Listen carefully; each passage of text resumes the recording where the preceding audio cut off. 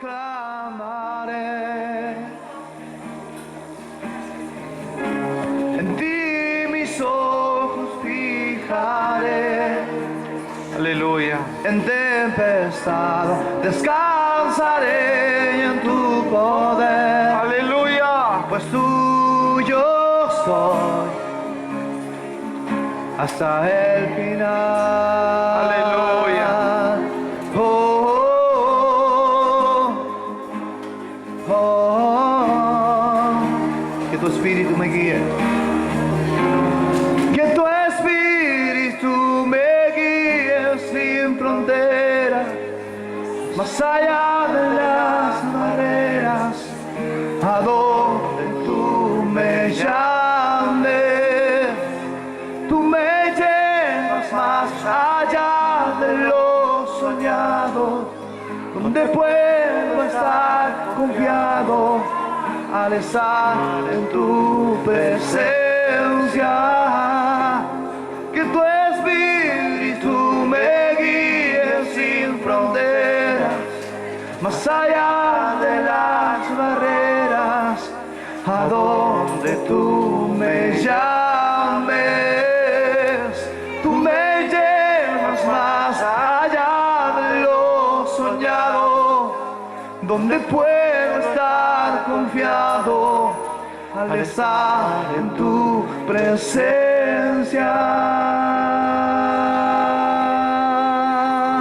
Oh, al estar en tu presencia puedo confiar, puedo descansar. Aleluya. En la belleza de tu presencia, Señor. Podemos, Señor, reposar en ti y estar confiados en ti, Señor. A ti sea toda la gloria, el honor, el imperio por los siglos de los... Vamos a abrir nuestras Biblias en Gálatas capítulo 3, verso 13. Dice la palabra: Cristo nos redimió, amén, de la maldición de la ley, habiéndose hecho maldición por nosotros, porque está escrito: maldito todo el que es colgado en un madero. Cristo nos redimió, Cristo nos rescató de las manos, literalmente, de la maldición de la ley. Amén. Entendamos que la ley de Dios es una ley divina, santa, perfecta, celestial. Y aquellos que encuentran falta en la ley o que la desprecian, estos en absoluto han comprendido el designio o el propósito que ella tiene. Amén. Son aquellos que tienen de la ley una imagen de una ley injusta. Amén.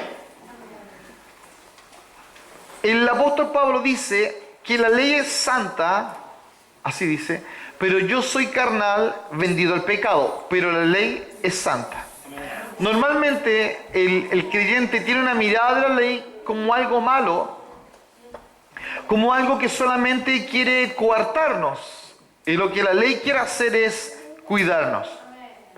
Por lo tanto, en todo lo que nosotros digamos acerca de la justificación por la fe, nosotros, quienes ministramos la palabra, quienes hacen clase de niños, quienes exhortan la Escritura, nunca vamos a tener la intención de rebajar la opinión que nuestros oyentes tengan de la ley, ni ayudarles a nuestros oyentes a que desprecien la ley como por injusta. Amén. Sino todo lo contrario, porque la ley es una de las obras más sublimes de nuestro Dios. Amén. No hay ni un mandamiento de más, ni un mandamiento de menos. Es tan incomparable que su perfección es prueba de su origen divino. Amén. Ningún legislador humano podría haber dado una ley como la que hallamos en el Decálogo. Es una ley perfecta. Todas las leyes humanas buscan justicia, mas la que verdaderamente alcanza justicia es la ley de Dios. Ahora, en tanto que ella es gloriosa, nunca se aplica más mal que cuando se emplea a ella como un medio de salvación. Nunca se emplea tan mal la ley como cuando se enseña para alcanzar salvación. De hecho, Dios nunca, escuche bien, nunca tuvo la intención de que los hombres fueran salvos por la ley. Amén. Amén. Nunca fue la intención del Señor. Dice el libro de Gálatas, capítulo 2, verso 21. Dice, no desecho la gracia de Dios, pues si por la ley fuese la justicia, entonces por demás murió Cristo. Otra versión dice, no desecho la gracia de Dios. Si la justicia se obtuviera mediante la ley, Cristo habría muerto en vano.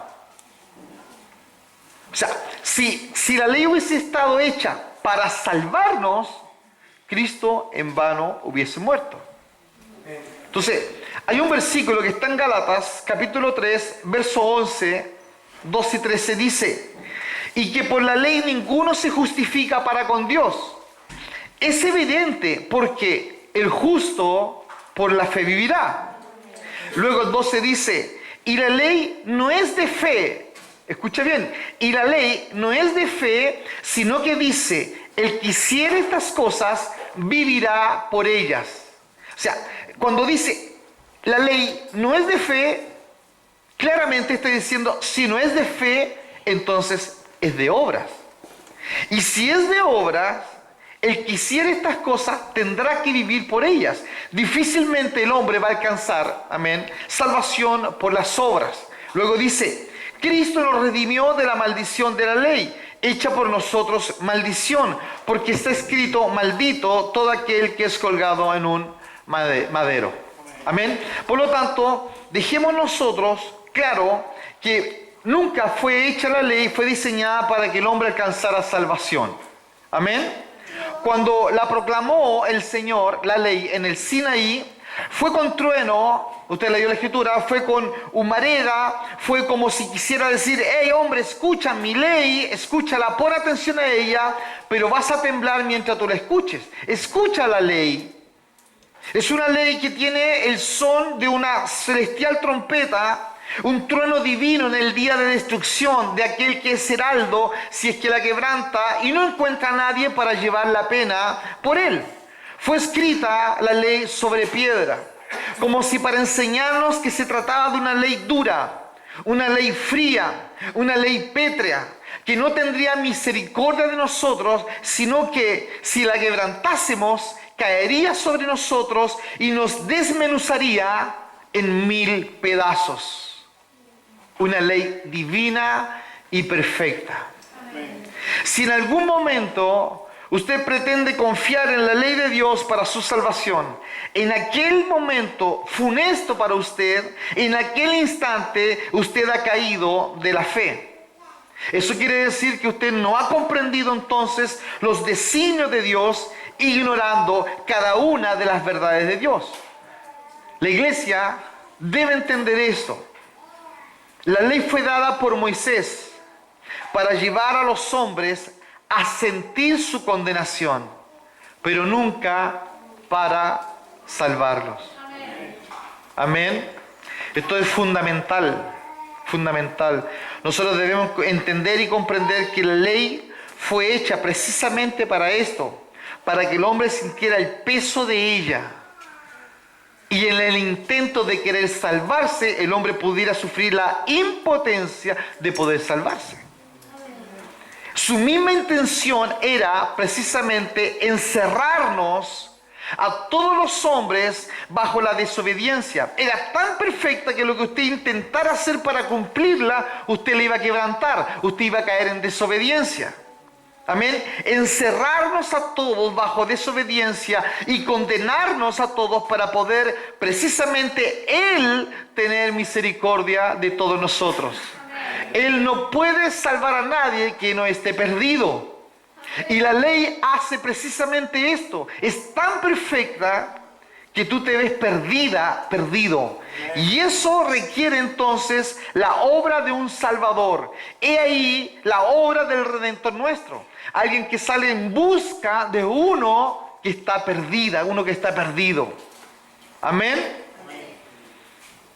La intención de Dios, de estos truenos que aplastasen toda esperanza de su propia justicia. Ese temblor sobre ese monte, ese deseo de demoler con sus rayos toda torre de nuestras propias obras, para que nosotros pudiéramos ser llevados humildes y sencillamente a aceptar la salvación acabada por medio de un poderoso mediador. Amén. Que dice la Biblia que ha consumado la ley y la ha hecho honrosa e introdujo la justicia perdurable. Este Dios hablando con Israel, haciendo temblar el monte, truenos y relámpagos, dando señales de lo poderosa que era la ley para destruir al hombre. Para el hombre se le hace insostenible la ley. Y eso es lo que Dios busca. Eso es lo que siempre ha buscado a través de la ley, que sea tan fuerte, tan divina, tan perfecta, que finalmente terminamos destruidos, terminamos perdidos y necesitamos un Salvador. Amén. Todo lo que hace la ley, como vamos a observar más adelante, es maldecir, no puede bendecir. Porque el hombre es incapaz de obedecerle. La ley va a terminar maldiciéndonos. Escuche bien. En todas las páginas de la palabra no se encuentran nunca bendiciones que la ley diera jamás a nadie. Nadie pudo cumplir ni a cabalidad ni en forma parcial, solo Jesús. Las bendiciones nosotros entonces las hallamos en el Evangelio. ¿Qué es el Evangelio? La buena noticia de Dios. Amén. Las maldiciones las vamos a hallar en la ley. Por eso vamos a dividir esta palabra en 4 partes. Primero, la maldición de la ley. Segundo, la remoción de la maldición de la ley. Cuando Él saca, Él quita. Tercero, el gran sustituto que removió la maldición de la ley, ¿cierto? Como lo hizo habiéndose Él hecho maldición. Y cuarto, vamos a llegar a preguntarnos nosotros solemnemente si estamos verdaderamente nosotros incluidos en el gran número de aquellos por quienes Cristo llevó sus iniquidades. Si nosotros estamos o no incluidos en aquellos por quien Él fue hecho maldición. La maldición de la ley. Todos los que pecan contra la ley quedan bajo maldición, sin duda. ¿De qué? Maldición de la ley. Todos los que se rebelan contra sus mandamientos son maldecidos. Maldecidos en el acto y maldecidos en su forma de pensar. Lo que en un momento dado el hombre puede llegar a maquinar se traduce en actos. Por eso vamos a considerar esta maldición primero como una maldición universal reposando sobre todos los descendientes de Abraham. Es posible que algún hombre, amén, espero que aquí no haya ninguno que piense esto, pero es posible que alguien pueda decir, bueno, naturalmente la ley de Dios maldice a todos aquellos que son de vidas descarriadas, de palabras obscenas. La ley de Dios maldice a aquel que anda en drogas, en adulterio, aquel que anda robando, sin duda. Bueno, esta maldición, la maldición de Dios, por el producto del quebranto de la ley, reposa sobre cada uno de nosotros, tal como somos por naturaleza delante de Él. No necesariamente tú, amén, eres un traficante, eres un drogadicto, eres un hombre abiertamente rebelado en contra de Dios y por esa razón ella te alcanza. Sino la palabra dice que por cuanto todos nacimos, amén, todos estamos ahora fuera, ¿cierto?, de su gloria, estamos fuera de su comunión por cuanto hemos nacido, dice la palabra, bajo pecado. Amén. Hemos recibido nosotros la herencia de Adán. Por lo tanto, este castigo, esta maldición universal, amén, no solamente alcanza al hombre pecador, sino también a nosotros. Quizás tú eres una persona que ama hacer cosas buenas y tú crees que en tu conducta, tú crees que en tu esfuerzo por ser un buen padre, una buena madre, tú has alcanzado salvación. No es así. La única manera de alcanzar salvación es que nosotros hayamos nacido de nuevo. Amén. Es decir, que nosotros hayamos sufrido la regeneración por la gracia soberana de nuestro Dios. Si no fuera así, la maldición de Dios sigue reposando sobre tu cabeza. Si has cometido tan solo un pecado en tu vida, escucha bien, la justicia de Dios es tan inexorable que condena al hombre por una sola transgresión aislada. Y aunque tu vida desde ahora en adelante fuese una carrera continua de santidad, si tú has pecado tan solo una vez, a no ser que estés refugiado bajo la sangre de Cristo, aquellos truenos que yo te describía del Sinaí caerán sobre ti. Los rayos de la terrible venganza del Dios santo y divino van a destellar sobre nosotros. Por eso nosotros necesitamos tener una experiencia personal con Dios. No es la oración del pecador lo que salva al hombre. Es la regeneración, es el nuevo nacimiento. Es habernos nosotros encontramos con este Dios vivo y verdadero y que Él haya provocado en nosotros un nuevo nacimiento. Dice la palabra, maldito todo aquel que no permanezca en todas las cosas escritas en el libro de la ley para hacerlas. Amén. Por eso, para nosotros cuando miramos la palabra y nos encontramos que ella es perfecta, nos encontramos que es tan pura, es tan linda, está diseñada de tal manera que solamente Cristo pudo cumplirla, nosotros nos vemos absortos en esto y decimos, Señor, ¿cómo haremos? ¿Cómo nosotros, Señor, podremos ser salvos? Cuando el hombre continúa e insiste en sus propios medios de alcanzar salvación, es cuando precisamente la ley, ella que es perfecta, necesita actuar sobre el hombre. Necesita actuar, necesita matarlo. Necesita aniquilarlo, necesita mostrarle al hombre y a la mujer lo impotente que es ella y él para poder alcanzar salvación. Cuando el hombre alcanza ese estado, es cuando Dios aparece, nuestro buen Dios y Salvador. Cuando el hombre está perdido. Por eso la ley tiene su efecto misericordioso, porque nos lleva, amén, como un ayo delante del Señor para poder ser salvos. Personas que sin ni una esperanza, personas que sin ninguna capacidad de poder tener un momento de reflexión en su vida y darse cuenta de que solo es Dios quien puede salvar y no sus buenas obras. Es un pensamiento terrible que el rastro de la serpiente está por toda la tierra. El veneno de esta fuente está en el corazón del hombre. ¿Cuál? ¿Cuál veneno? El querer ser salvos por sus propias fuerzas, el considerarse una persona buena, el considerarse que él o ella puede alcanzar salvación si así él o ella se lo dispone en su corazón. Es el veneno que ha sido inyectado en el corazón del hombre desde el pecado original, porque el hombre cree alcanzar a Dios y cree ser un hombre bueno, poder él capaz de trazar su propio camino delante de Dios. Ese veneno corre en las corrientes de la sangre en las venas del hombre corrompido. Hay una voz en su interior que ellos no logran oír que les dice que están condenados. Que cada uno de ellos, sin excepción, sea este un filósofo, sea este un teólogo, sea este un filántropo, sea este un monarca, sea este un senador, sea este un príncipe, sea este un mendigo, sea este un hombre miserable, están bajo maldición.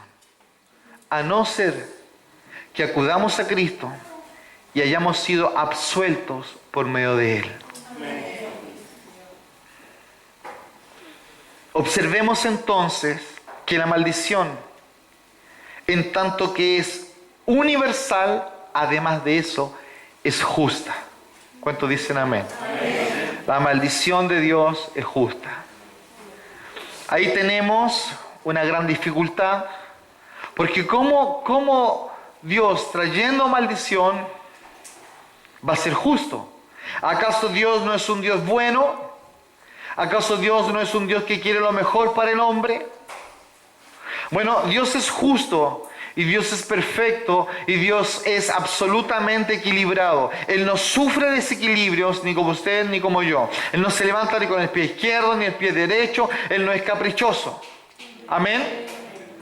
Hay muchas personas que creen que la maldición de Dios sobre los que son innegablemente malvados es naturalmente justa, pero que la maldición de Dios sobre aquellos que mayormente parecen excelentes, personas buenas, y que para ellos no es.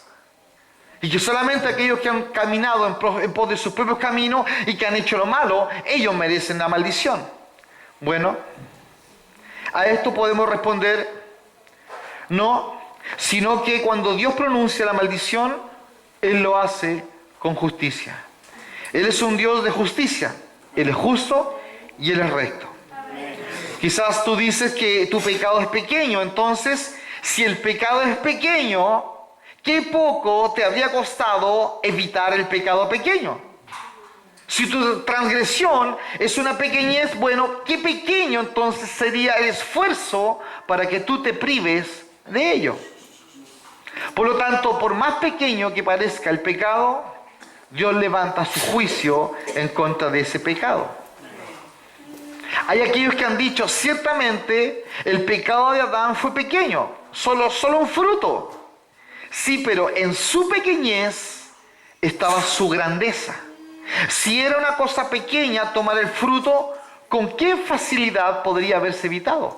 ¿Cuánto Dios habla de lo pequeño que se multiplica en mucho? Dice la palabra, si en lo poco tú eres fiel, yo en lo mucho te pondré. También dice la palabra, una pequeña zorra puede comerse toda una viña. O sea, lo que es pequeño hoy día para nosotros, no necesariamente para Dios es pequeño. Por eso nosotros entendemos que, por ejemplo, el servicio a Dios no es por cuántas cosas hagamos, sino que lo hacemos por amor a Él. No es para que las personas digan, ¡ay, cuánto esfuerzo esta niña, este joven, estos hermanos, esta familia! No es por eso, es por amor a Él.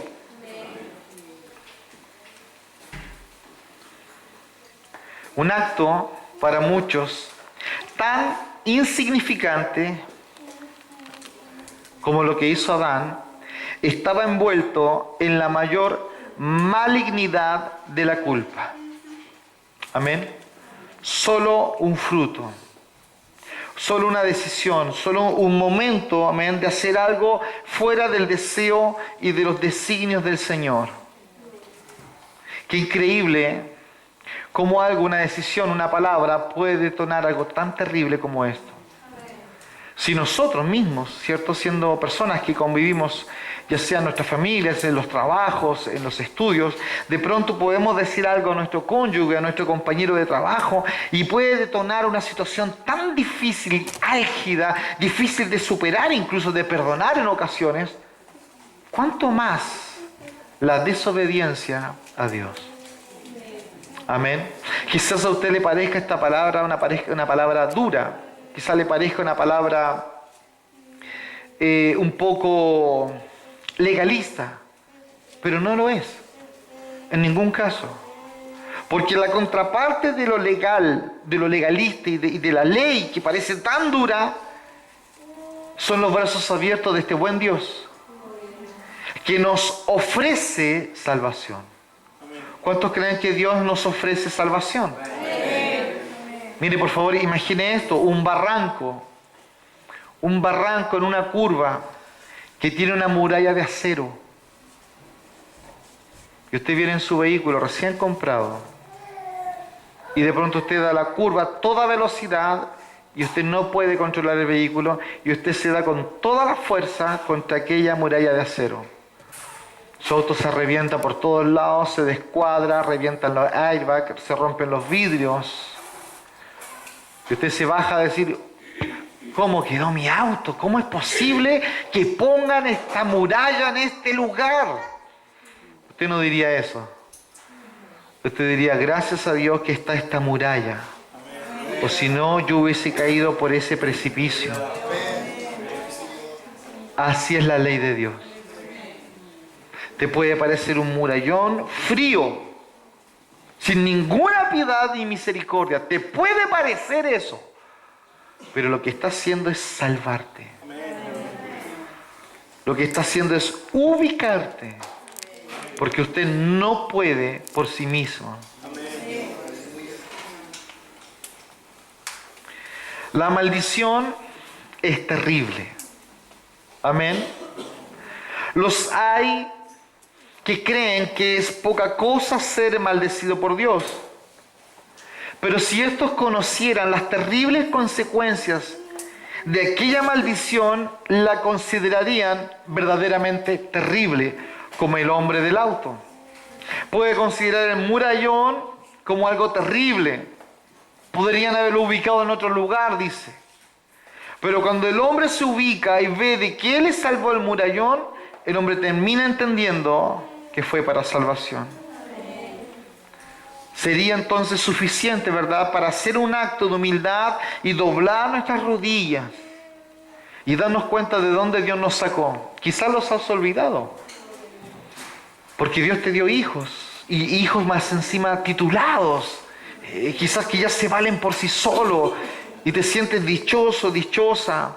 O quizás ya tienes tu casa, o quizás ya te casaste, o quizás tuviste y estás teniendo logros y te has olvidado de dónde Dios te sacó. Y todo lo que te acabo de nombrar antes ha pasado a ser como lo más importante en tu vida.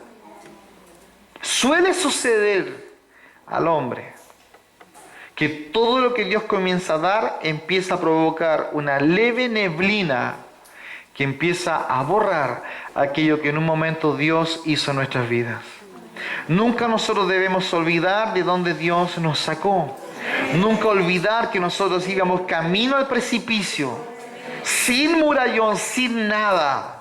Y Él en su piedad y en su misericordia nos alertó. ¿Qué es entonces lo que incluye esta maldición? Involucra la muerte de este cuerpo, amén. Y escuche bien, no es en absoluto una parte insignificante de la sentencia. Incluye la muerte espiritual, una muerte de aquella vida anterior que Adán tenía. La vida del espíritu que ahora ha desaparecido y que solo puede ser restaurada a través de la obra regeneradora del Espíritu Santo. Ezequiel y Jeremías lo dicen, que Él pondría en nosotros un espíritu, su espíritu, para que nosotros pudiéramos tener comunión con Él. Es el espíritu que da vida, amén, a aquel que está muerto. La palabra dice que Dios es Dios de vivos y no Dios de muertos. Lo peor de esta maldición es que incluye, finalmente, que aquella muerte eterna, aquel morar para siempre, sería en el infierno. ¿Usted ha meditado en eso? Usted lo esperaba el infierno, a mí me esperaba el infierno. El dolor eterno, donde el gusano nunca muere y el fuego nunca se apaga. Donde el dolor es eterno, donde lo más terrible es la ausencia, amén, de Dios. Ahí, amén, nosotros merecíamos estar. No duden nunca de eso. Usted merecía estar en el infierno como yo. Por eso cuando elevamos cánticos al Señor de misericordia, de bondad, y reconocemos su grandeza, y reconocemos su salvación, usted debe llenar sus pulmones y cantarlos. Entonamos cánticos a este Dios que por nosotros hizo salvación sin nosotros siquiera pedirle. Nosotros estábamos muertos. Todos nosotros estábamos encerrados en esto. ¿Qué cosa? Que por lo que a la ley concierne, nosotros debíamos morir. Morir aquí y morir en el mundo venidero y morir una muerte que nunca muere. El gusano nunca muere. Una muerte que nunca muere. Sentir un gusano que morderá para siempre, y un fuego que nunca se extinguirá. Un gusano que siempre va a estar mordiendo, siempre va a estar sufriendo alaridos, siempre. No importando el diluvio de lágrimas que el hombre pudiera hacer, ya no hay vuelta atrás.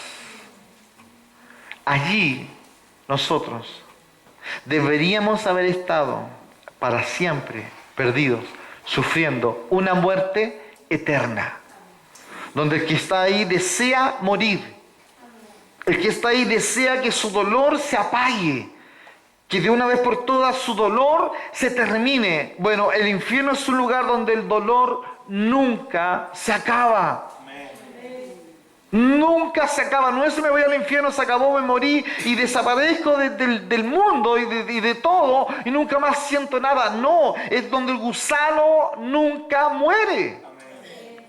El fuego nunca se apaga, el dolor es eterno y el hombre nunca deja de ser. Este era el futuro nuestro, producto de ser transgredores de la ley. Nosotros la transgredíamos. Amén. Y la ley tuvo su efecto, lo tuvo. Vino para salvarnos. La maldición entonces que sobreviene a los hombres pecadores es una maldición presente. No es tanto una condenación en el futuro lo que habemos de temer como una condenación ahora.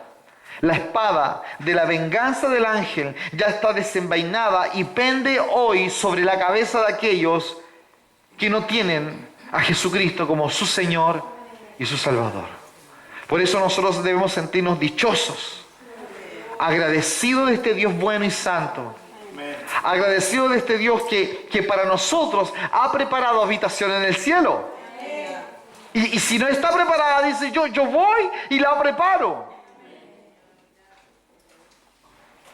Por eso para aquellos que se sienten de buena reputación, respetables, honorables, padres de familia, quizás muy honorables y sin embargo son hombres condenados, mujeres condenadas, si Cristo no ha provocado la obra de regeneración en sus vidas. No se trata de que tú vengas a este lugar y que te congregues con nosotros y tú sientas que eres salvo. No se trata de reunirnos, se trata de si verdaderamente hemos nacido de nuevo o no. De eso se trata. La salvación no se trata de juntar una cantidad de conocimiento teológico y recitarlo como quien recita el Padre Nuestro. No. Usted debe saber claramente si usted ha nacido de nuevo, si usted tuvo un encuentro con Dios. Quizás lo más ausente que hoy hay en la iglesia es precisamente esto. Es tener un cara a cara con nosotros mismos y decir, Señor, si yo soy salvo Dios por tu misericordia y tu piedad, por ninguna otra cosa. Los efectos de la ley. Vamos ahora a abordar la remoción de la ley. ¿Cómo es que ella fue sacada? El proclamar tan maravillosa revelación es para nosotros un deber dulce y placentero.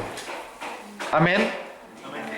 ¿Cómo fue que Cristo logró para nuestra salvación eliminar completamente la maldición de la ley?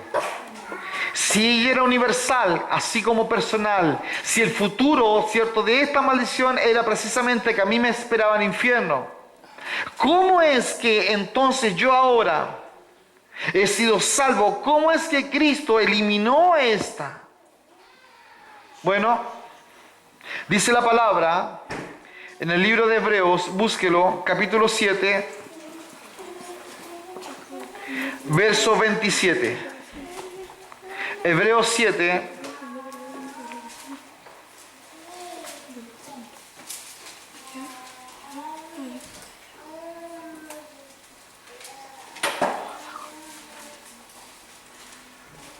¿lo encontró? Antes de leerlo quiero dejar claro esto. Nosotros estamos de acuerdo en que la remoción de la maldición de sobre nosotros fue hecha en un instante. Amén. Dice la palabra, estoy en Hebreos capítulo 7, verso 27. Dice que no tiene necesidad cada día, como aquellos sumos sacerdotes, de ofrecer primero sacrificios por sus propios pecados y luego por los del pueblo, porque esto lo hizo una vez para siempre, ofreciéndose a sí mismo. Él ofreció el sacrificio una sola vez y para siempre. ¿Cuándo? Cuando Él se ofreció a sí mismo. Amén. Fue hecha en un instante. Tú no sufriste el proceso de ir siendo salva de a poco. Ponga atención. La revelación de la palabra es progresiva. La revelación de la palabra va creciendo. Usted va encontrando en ella, en la palabra revelación, y Dios se va mostrando cada vez más. Pero eso ocurre porque ya hemos sido salvos. Amén. La revelación es paulatina y es progresiva. Usted recuerda sus primeros pasos en el Señor, cuando no sabía por dónde tomar la Biblia, cómo leerla y cosas por el estilo. Bueno, usted ha sufrido una progresión, ha habido un progreso en la Escritura, usted va entendiendo otras cosas, y usted puede asociar un libro a otro, autores a otro, usted va al Antiguo Testamento y encuentra cosas en el Génesis, como por ejemplo el árbol de la vida, y luego va a Apocalipsis y encuentra el mismo árbol, y empieza a encontrar situaciones y empieza a unir ciertas cosas, y es que Dios se va revelando, es que Dios se va mostrando. Bueno, pero la salvación no. La salvación es hecha en un instante. Vuelvo a leer, dice que Él ofreció el sacrificio de Él una sola vez y para siempre cuando Él se ofreció a sí mismo. Por lo tanto, tú mañana no vas a ser más salvo que hoy. Usted ya es salvo. ¿Cuántos dicen amén? Somos salvos. No cantamos, ¿cierto?, para ser salvos. No venimos a la iglesia para ser salvos. No estamos estudiando la palabra para ser salvos. No, ya somos salvos. Nosotros estamos en el proceso y progreso de la santificación. Eso sí. Usted ha abandonado cosas, en otras está guerreando y le cierra la puerta a ese pecado y se va en pos del Señor. Ese es el progreso de la santificación, que ninguno, cierto, de quienes estamos acá queda fuera de aquello. Todos estamos en ese camino, todos estamos en ese proceso.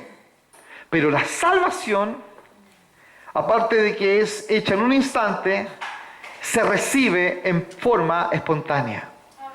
Amén. En el momento, hermanos, en que un pecador cree y confía en su Dios, ese creer es de Dios. Amén. Es Dios quien pone que tú creas. El momento en que este pecador cree y confía en su Dios crucificado, su perdón en el acto él recibe. Amén. Recibe salvación plena a través de su sangre, quedando libre para siempre de la maldición de la ley. Amén. ¿Cuál es el problema? El problema es que el creyente disfruta este estado, ¿cierto?, de ser salvo de la maldición de la ley, pero cuando éste cae en pecado, cuando éste sigue caminos que no corresponden y trata e intenta nuevamente volver a un estado original de comunión con Dios a través de sus obras, a través de su buen comportamiento, a través de voy a ponerme a leer harto la Biblia para que Dios me salve. Cuando el hombre toma esos caminos para tratar de alcanzar en sus medios, en su comportamiento, salvación, es cuando el hombre nuevamente vuelve a vivir bajo la ley. Y cualquiera de nosotros que intente vivir bajo la ley, vive bajo maldición. Por eso nosotros no estamos bajo maldición, porque no estamos bajo la ley, estamos bajo la gracia. Amén. No con esto desechamos la ley, no, gracias a la ley, tú estás bajo la gracia. Eso es lo que nosotros debemos entender hoy día, salir de este salón comprendiendo y entendiendo esto. Dios justifica entonces a su pueblo en el acto, en un momento, en un instante. La maldición de la ley es quitada en un solo momento. Por eso puede ser que ahora alguien pueda estar pensando, wow, yo estoy bajo condenación porque hice esto, hice aquello. Bueno, la palabra dice que nosotros tenemos abogados delante del Padre, que nosotros podemos ahora recurrir a este buen Salvador. Amén. Por eso cuando usted se siente condenado, condenada, usted rápidamente debe volver a los medios de gracia, debe volver a la sangre de Cristo, debe volver al sacrificio perfecto de Cristo en la cruz del Calvario. Usted debe volver a bañarse y a limpiarse en esa sangre bendita, la cual limpia nuestras conciencias de pecado. No puede ser que tú te sientas condenado o condenada porque tú no logras por tus obras alcanzar salvación. Nadie, hermano, nadie de los que estamos acá, ningún hombre en la tierra puede alcanzar salvación por las obras. Mira, si Dios te amó, no te ama por tu comportamiento. Escucha bien, Él no te ama por tu comportamiento. Recuerde, por favor, cómo actúa el Padre en la historia del hijo pródigo. Al hijo mayor, que finalmente hay un diálogo cierto entre ellos, y le dice, Padre, yo he estado siempre contigo, yo he limpiado los establos, yo he llevado el forraje para los animales, yo contigo he estado en todas, en las buenas y en las malas, y nunca me has dado un cordero. Y este que se gastó el dinero con las prostitutas, este que te está cobrando la herencia antes que tú te mueras, este que está haciendo esto y aquello, mira cómo le ha celebrado. Pero el hijo mayor era un hijo que vivía en base a la aceptación de un padre por lo que él hacía. Hay muchos hijos mayores dentro de las iglesias que están esperando alcanzar salvación, están esperando sentirse bien con Dios por lo que hagan, porque llevo parlante, porque llevo sillas, porque ayudo acá, porque hago clases. Eso es un error. Eso es ley, eso es vivir bajo la ley. Usted no puede servir a Dios esperando a salvación por lo que usted hace. No, usted hace para Dios porque usted ama a Dios. Y no está esperando ser salvo, usted ya es salvo.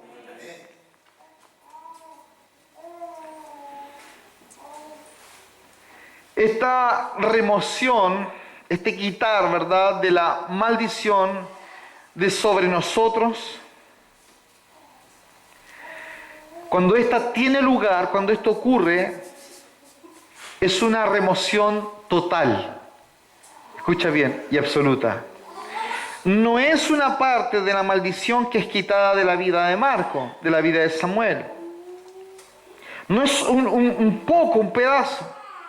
Cristo no se pone en el pie del monte Sinaí para decir, ¡hey, truenos, disminuyan la fuerza! Él no detiene un rayo aquí o allá y lo ata, no. Sino que cuando viene, termina con todo el humo. Él quita todo el trueno, Él apaga todos los rayos, Él quita todo. Todo lo que estaba manifestado en poder en contra del hombre como ira.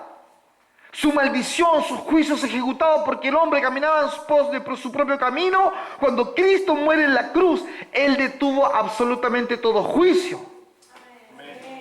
Él detuvo toda la obra de la maldición de la ley sobre el hombre. Cuando Él muere en la cruz, Él la detuvo. No fue parcial, fue total. Pues esto es tremendo porque cuando Cristo perdona, escucha bien, perdona todo pecado. Él perdona en un momento los pecados. Si aún hubiese vivido 10.000 años de pecado, en un momento Él limpia y perdona todo. No importa cuánto tú hayas hecho, Él perdona todo de una vez. Es la obra de redención, es el rescate del hombre de su camino, es el rescate. No es que el hombre le ayudó a rescatarse, no es que bajó el helicóptero y le tiraron el chaleco salvavidas y el hombre se puso salvavidas y le pegó un tiro a la cuerda y dijo, ahora sáquenme, y lo sacaron. No fue así. Tú te estabas ahogando y quizás hay una neblina que no te deja ver esto. Y te sentías buena mamá, esforzada, estudiante, estudiaba y trabajaba, quedé sola, sin marido, y me esforcé y llevé mi casa adelante, etcétera, etcétera, etcétera. Pero eso, a los ojos de la Escritura, es solo neblina. Porque nada de eso fue un aporte para que Él te salvara.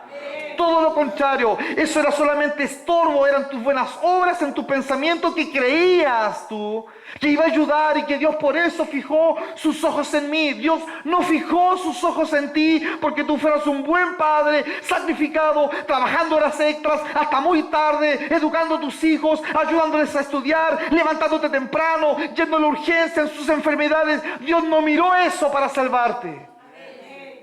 No, Dios miró cuán perdido estabas tú. Por eso Dios nos fue a buscar. La salvación es total, completamente de Dios. El hombre nada ha puesto en esto. Bendito sea el Dios que nos redimió de la muerte, de la maldición del pecado. ¡Aleluya! Bendito sea el Dios, aquel que murió en la cruz y derramó su sangre. Por eso entendemos que no es porque a nosotros nos vaya bien, es porque simplemente Él deseó salvarnos.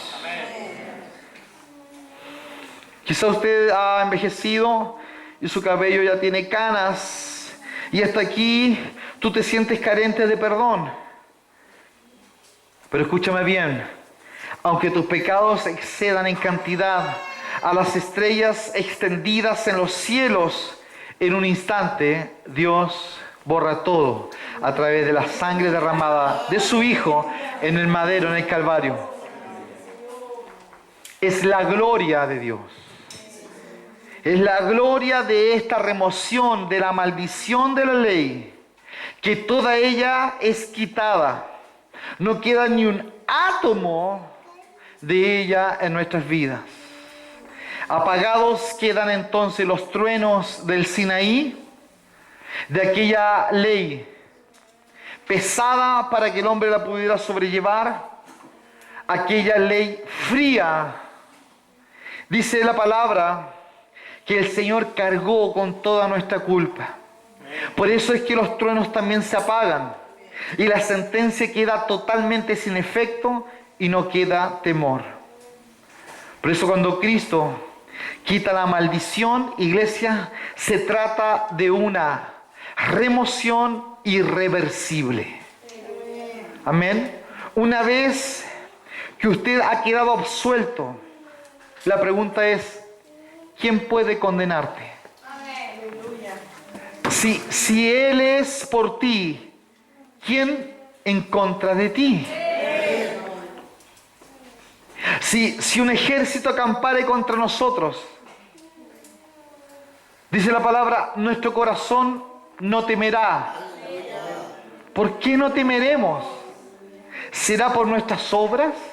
¿Será por nuestro buen comportamiento? Dice la palabra, aunque el ejército acampe contra mí, no temerá mi corazón. Aunque contra mí se levante guerra, yo estaré confiado. ¿En qué confiamos? ¿En nuestro comportamiento? Porque hoy día llegamos temprano. ¿En qué confiamos? Confiamos en una obra completa, la cual se hizo en la cruz del Calvario. Completa, total y absoluta. ¿Quién acusará a los hijos de Dios? Dios es el que justifica. ¿Quién acusará? ¿Quién puede decirle algo a Josué si faltó 2 días? Si el papá llegó a justificar. Yo saco a Yara muy seguido, temprano del colegio, para los ensayos. Y me dicen, razón, ya sé, personal. Sí, personal. Siempre le digo personal. No es dentista, no es papeleo, no es trámite, no, personal. ¿Quién puede decir algo de la Yara si su papá lo justifica? Dice la palabra, ¿quién acusará a los escogidos de Dios? ¿Cuántos escogidos de Dios hay acá? ¿Quién acusará a estos escogidos que están acá en Galvarino Riveros 1041? Para que la Luisa lo sepa, amén. La Luisa ya preguntó en el WhatsApp de la iglesia, ¿a qué hora empieza el culto? Yo me da ganas de ponerle, pregunta de la maestra niño. ¿Quién acusará a los que es escogido de Dios? Si Dios es el que justifica, ¿quién se va a meter con nosotros para acusarnos si Dios decidió justificarnos? ¿Pueden entonces los hombres creer verdaderamente que después de haber sido, escucha bien, engendrados para una esperanza viva, que este nacimiento en Dios por medio de Cristo y de su Espíritu Santo pueda fallar? ¿Podemos creer nosotros que Dios puede fallar? ¿Podemos imaginar que después que Dios ha quebrantado nuestras cadenas, aleluya, y nos ha puesto en libertad, que nos llamará de nuevo y volverá a atarnos? ¿Borrará Él una vez el acta que nos era contraria a nosotros y luego cuando Mario se portó mal, volver a escribir las acusaciones? ¿Volverá Él a sentarse en lugares celestiales y toma ahí a Arturo y lo sienta en lugares celestiales y Arturo se me porta mal y lo bajo de los lugares celestiales y se me arrepiente y lo vuelvo a subir y lo vuelvo a bajar? ¿Usted cree que Dios va a actuar así? Dios a usted le llamó para ser salvos. Y vivimos en esta salvación no confiados en nuestro comportamiento ni en nuestras fuerzas, sino confiados en su obra redentora. Ahora, esta obra redentora determina en nosotros que nosotros vamos a tener un anhelo y un deseo que ya no es humano, es divino, de abandonar el pecado, de abandonar la maldad, y que el pecado va a provocar en nosotros quebranto, va a haber arrepentimiento, por cuanto hemos nacido de nuevo, por cuanto hay otro espíritu habitando en nosotros que nos provoca, que nos lleva a sentirnos mal cuando en nosotros hay caminos de dolor, cuando en nosotros hay caminos de pecado. Pero aquel que hace lo malo y no siente ningún grado de sensibilidad frente a lo malo que hace, es muy probable que este o esta no haya nacido de nuevo. Por eso nosotros, viviendo el Evangelio, nos enfrentamos a una eternidad. Así es, una eternidad. Nosotros vamos a enfrentar una eternidad, un día vamos a morir y vamos a estar delante del Señor para juicio o para condenación. Lo último, somos traídos a contemplar al gran sustituto por medio de quien es removida la maldición. Somos llamados a contemplar a Dios. Somos llamados a admirarlo, a admirar su belleza, a admirar su misericordia, a disfrutar su piedad. La maldición de Dios no es quitada fácilmente. Escucha bien. De hecho, solo había un método por el que pudiera la maldición ser quitada. Escucha bien. Los rayos estaban en manos de Dios. Tenían que ser lanzados. Él había dicho que serían lanzados, que habría un juicio. Amén. La espada ya estaba desenvainada en contra del pecado. Debía haber juicio. La maldición había de venir porque Dios es justo.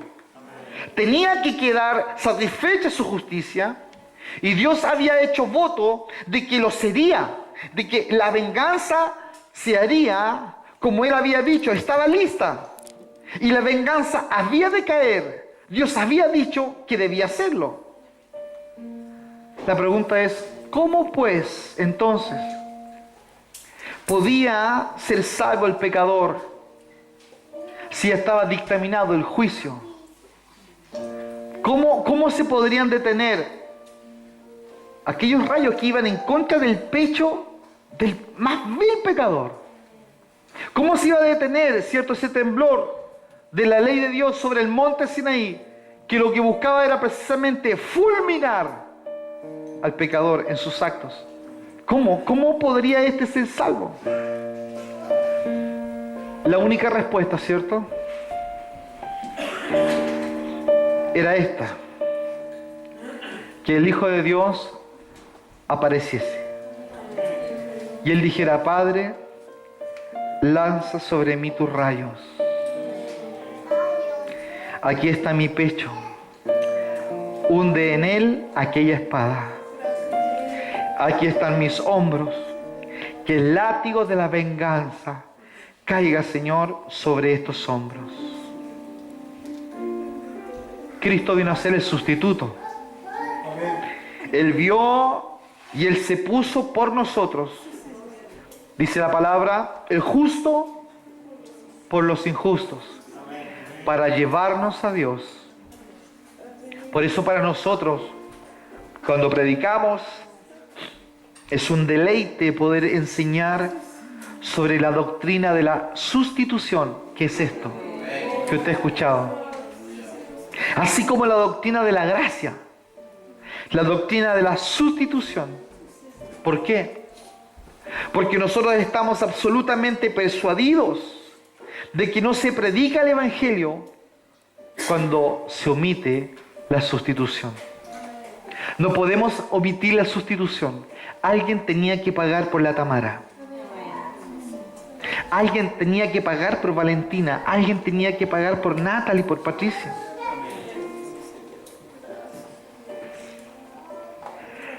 Alguien debía pagar por nosotros.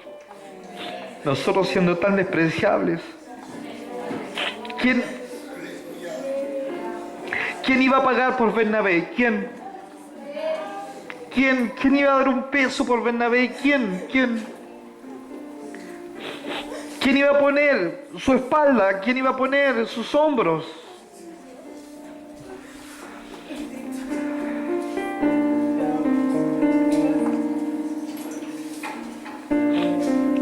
Por eso abrazamos nosotros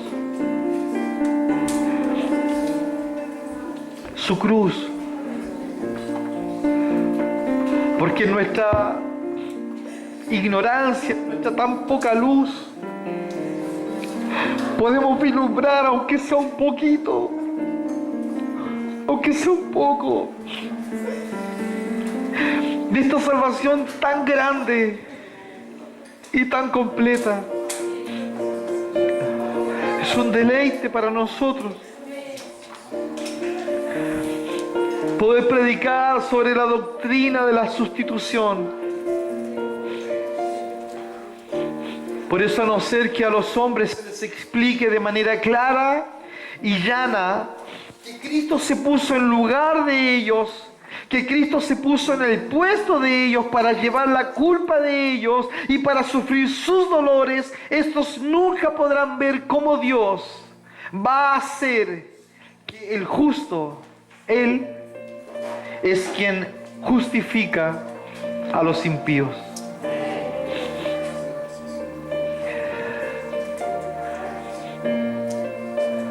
Creemos entonces que Dios nunca remitió la pena, que Él no perdonó el pecado sin castigarlo. El Padre perdonó el pecado, sino que hubo sangre por sangre, hubo azote por azote, hubo muerte por muerte, hubo castigo por castigo, sin cederse una sola jota o tilde, que Jesucristo, nuestro buen Salvador, bebió en la verdadera copa de nuestra redención hasta las heces, que Él sufrió bajo las terribles y aplastantes ruedas de la venganza divina. El juicio de Dios debía ser aplacado.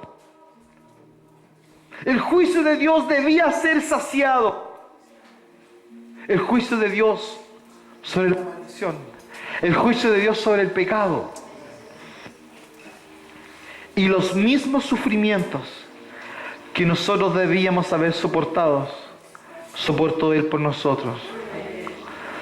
Por eso, cuán dulce para mí es decirle a ustedes que aunque Dios haya dicho debes morir, el hacedor de ellos baja la cabeza para morir por sus criaturas. Y el Cristo encarnado expira en un madero para que el Padre, su Padre, ejecute su venganza y pueda perdonar a los impíos. Es una obra perfecta, hermanos. de un Dios perfecto, puro y santo. Vamos a inclinar nuestros ojos. Vamos a inclinar nuestras cabezas, cerrar nuestros ojos.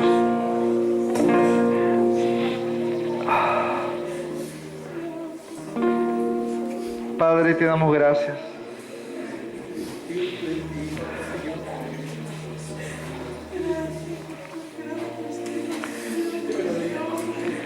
Padre, te damos gracias, Señor.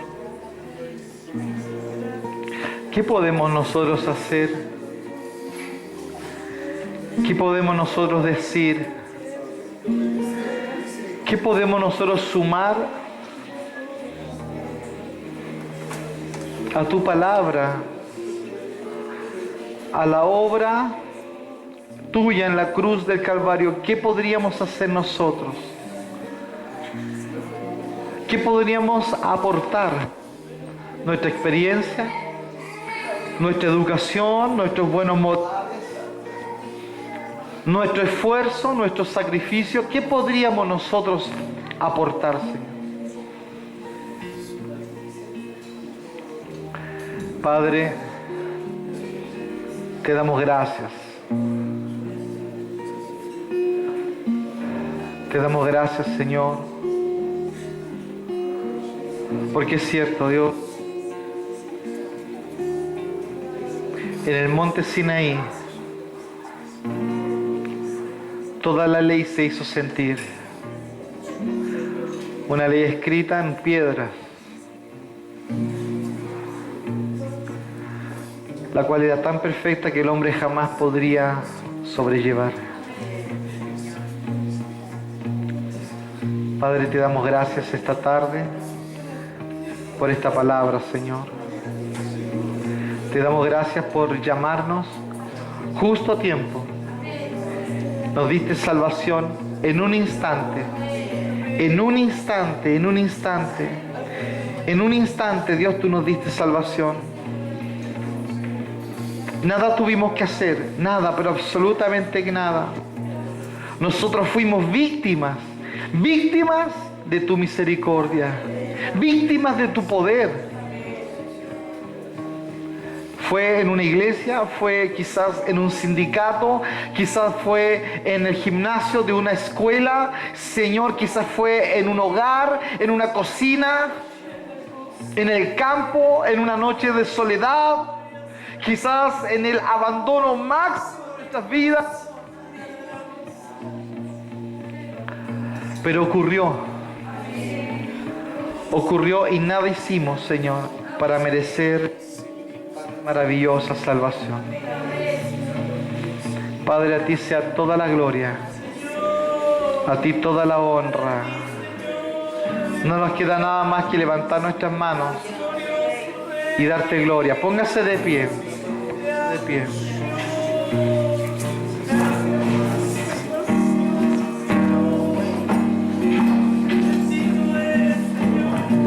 Aleluya. Aleluya.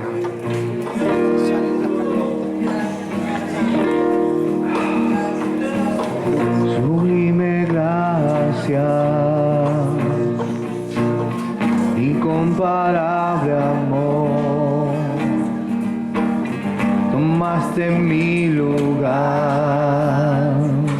Aleluya. Moriste en esa cruz, me diste tu vida, me diste libertad.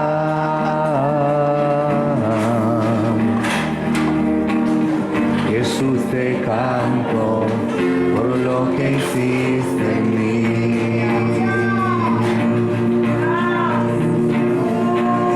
Sublime gracia, incomparable amor, tomaste mi lugar,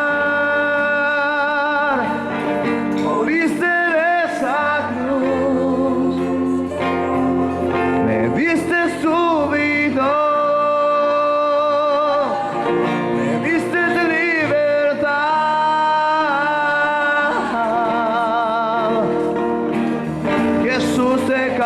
canto por lo que hiciste en mí, por lo que hiciste en mí, por lo que hiciste en mí, por lo que hiciste en mí, por lo que hiciste en mí. Te damos gracias. Gracias, Señor. Aleluya. Por lo que hiciste en mí.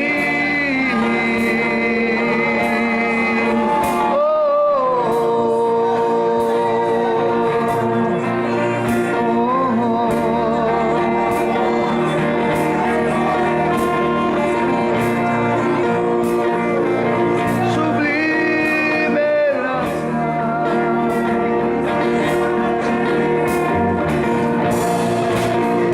Aleluya. Vamos a celebrar su nombre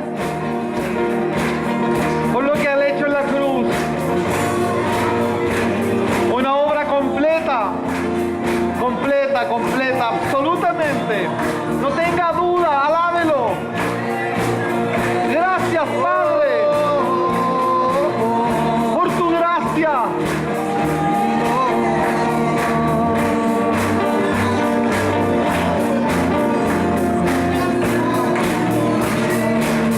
Sublime gracia, incomparable amor, tomaste mi lugar, moriste en esa cruz, me diste su vida, me diste libertad. Jesús, te canto por lo que hiciste en mí. Aleluya. Por lo que hiciste en mí. Por lo que hiciste en mí. Oh, por lo que hiciste en mí.